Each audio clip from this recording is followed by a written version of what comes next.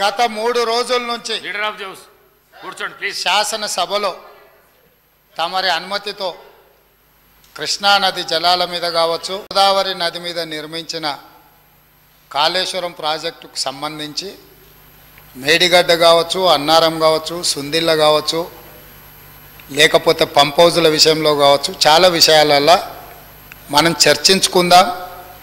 చూసి వచ్చి ఈ సభలో వాస్తవాల ప్రాతిపదికన చర్చ జరపాలి అని తమరి అనుమతితోటి మనం నిర్ణయం తీసుకున్నాం. వాస్తవంగా ఈ రైతుల పట్ల, తెలంగాణ సమాజం పట్ల గౌరవం ఉంటే ప్రధాన ప్రతిపక్ష పార్టీ ప్రభుత్వ ఆహ్వానాన్ని దృష్టిలో పెట్టుకొని అందరం కలిసి అక్కడికి వెళ్ళి ఆ ప్రాజెక్టులను పరిశీలించి అక్కడ జరిగిన నష్టాన్ని, రైతులకు వచ్చిన కష్టాన్ని అర్థం చేసుకొని ఆ సమస్యకు ఒక పరిష్కారం చూపించే అవకాశం ఉండే. రాకపోను కొత్తగా వచ్చిన ప్రభుత్వమే ఏదో తప్పు చేసినట్టు, ఈ తప్పుకు కొత్తగా వచ్చిన వాళ్ళే బాధ్యత అయినట్టు, అదేవిధంగా పదే పదే భాష గురించి, మాటల గురించి మీరు ఇట్లా అంటుండ్రు, మీరు అట్లా అంటుండ్రు, మమ్మల్ని గౌరవిస్తలేరు అని ఏదైతే చర్చ జరుగుతుందో, మాజీ ముఖ్యమంత్రి గారు నిన్న నల్గొండ జిల్లాలో వాడిన భాష మీద చర్చ చేద్దామా అధ్యక్ష? ఏం బీకనిక పోయినరని అడుగుతాడా అధ్యక్ష? మాజీ ముఖ్యమంత్రిగా 10 ఏళ్ళు పనిచేసి, కేంద్ర మంత్రిగా పనిచేసి, రాష్ట్ర మంత్రిగా పనిచేసి, శాసనసభ్యుడిగా పనిచేసి, పార్లమెంటుగా పనిచేసి, గొప్పలు చెప్పుకొని జబ్బలు జరుచుకునే ఉద్యమకారుని అనేట ఆయన ప్రధాన ప్రతిపక్ష పార్టీ హోదాలో ఉండి ఒక రాష్ట్ర ముఖ్యమంత్రిని పట్టుకొని ఏం బీకనిక పోయినావు అని అడిగితే, రా ఇప్పటికే ప్రజల్ని ప్యాంట్ ఊడబిక్కురు, ఉన్న అంగి చొక్కా కూడా ఊడబిక్తాం. ఇప్పటికే తెలంగాణ ప్రజలు మొన్న జరిగిన ఎన్నికలలో మీ ప్యాంటు ఊడబిక్కిరు. ఇవాళ ఆ ప్యాంటు ఊడబీకితే చెప్పుకునే దిక్కులేక బొక్కబోర్ల పడితే బొక్కలు ఇరిగినాయి మీకు. అయినా మీ బుద్ధి మారలేదు. ఒక ముఖ్యమంత్రిని పట్టుకొని ఏం బీకనిక పోయినావని అడుగుతారా అధ్యక్ష? ఇది పద్ధత? ఈ రాష్ట్రం 4 కోట్ల ప్రజలు ఓట్లేసి గెలిపించిన ముఖ్యమంత్రిని పట్టుకొని ఏం బీకనిక పోయినావని అంటారా అధ్యక్ష? ఇదేనా తెలంగాణ సాంప్రదాయము?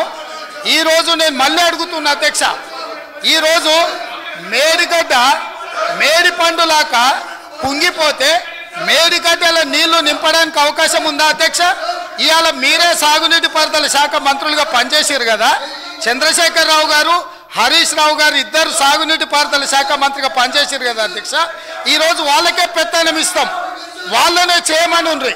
ఈరోజు ఏ రకంగా మేడిగడ్డలో నీళ్లు నింపుతారో, మేడిగడ్డ నుంచి నీళ్ళు ఎత్తి అన్నారంలో పోస్తారో, అన్నారంలో నుంచి సుందిలలో ఎట్లా పోస్తారో బాధ్యత వాళ్ళని తీసుకోమని ఉండ్రు అధ్యక్ష.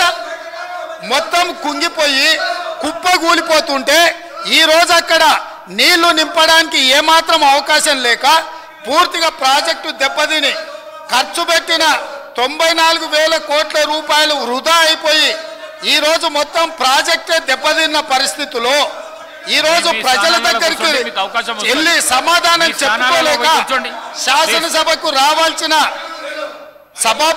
ఉపనాయకుడు ఇక్కడ సభలోకి రాకుండా పారిపోయి ఈరోజు చర్చ చేద్దామంటే రాకుండా ముఖ్యమంత్రి గారిని పట్టుకొని ఇట్లా మాట్లాడొచ్చా అధ్యక్ష? అందుకే నేను ఒకటే మాట అడుగుతున్నా, మీరు ఇవాళ చర్చకు సిద్ధమైతే పిలువండి. మీ పార్టీ నాయకుడిని, మీ సభాపక్ష నాయకుడిని చర్చ చేద్దాము.